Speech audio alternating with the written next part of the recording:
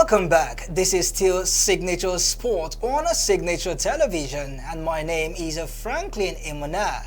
And I have with me a renowned sport analyst, a sport enthusiast, and as well as a sport lover by the name Mosit Yusuf. Good morning, Mr. Yusuf. Good to have you join me on the show. Thank you so much. I'm honored and privileged to be here. Absolutely.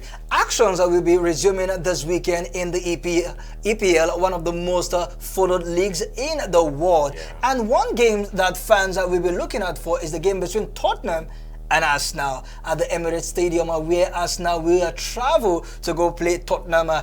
They do not have their inspirational captain, talking about Martin Odegaard, who picked up an injury.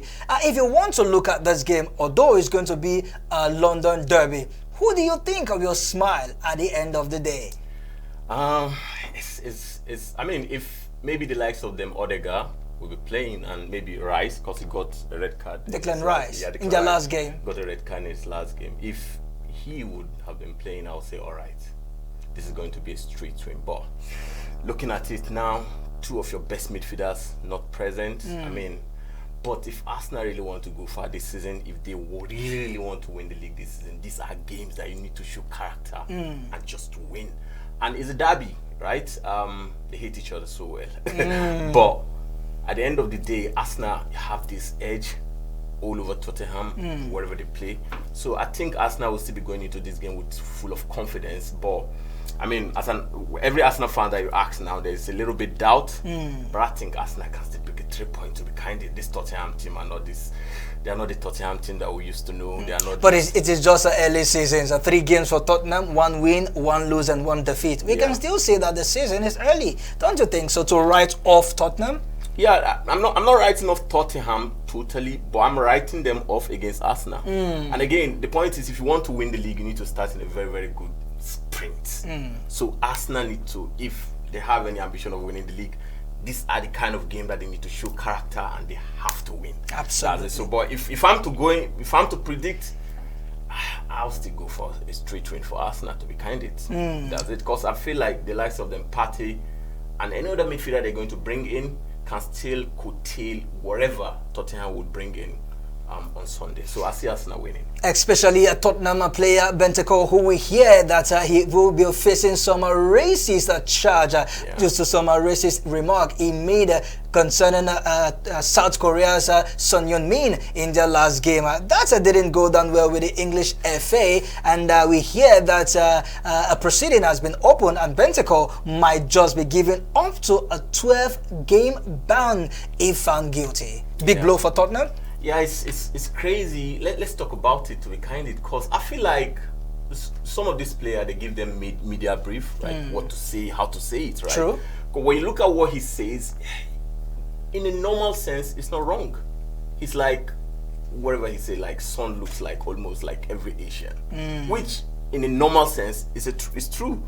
But I mean, they're trying to clamp down on any form of racism and any form of little bit of racism. So I understand FA's point of view, but I also understand that we need to, FA need to make sure that they tempered justice with, what did they say? With mercy. With mercy, of course. 12 games is too much. All right, let me bring you back to a certain team called Manchester United. Yeah. It seems that to every match day, there happens to be this kind of shenanigans around the club. The club have been troubled both on and off the pitch. Early kickoff, they will travel to go take on a certain team at the St. Mary's Stadium.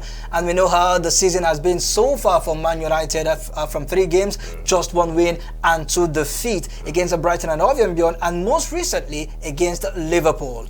We hear of the rancor between Erik ten Hag and Cristiano Ronaldo, saying Ronaldo has every right to say that what ten Hag says concerning Man U not challenging for the title is wrong, that a club like Manchester United should be challenging for the title every season. And for the coach to come out with that remark, it has demoralized the players' mentality to challenge. And let us see how we can link that to a certain ex-Man United player Mason Greenwood, who is doing so well for Olympique Marseille. He was just named the Marseille Player of the Month, scoring 5 goals from 3 games, and this guy has been a revelation. In fact, this boy can score goal. Absolutely. So what's happening to Man United? Let's start with the Ronaldo and Erik ten Hag problem issue.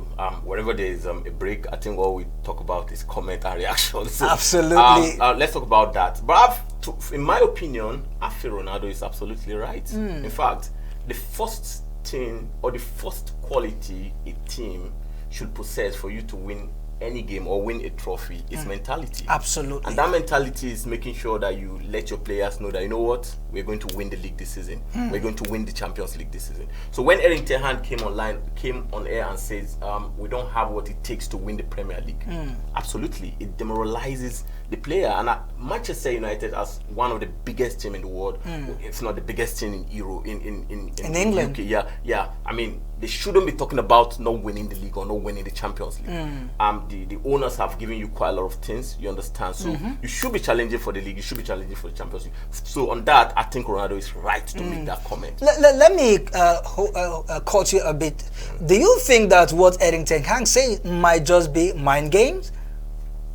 I don't know. You when you are successful, it's when you say something. When you are down the drain, it's not good for you to say something. It makes, when your team is up there with confidence, you can say something. But like when a Pep Guardiola? Yes, confirm. Like Man City can just come now and say, Guardiola can just come now and say, you know what, I don't think we can win the league this season. But deep down, they know they can.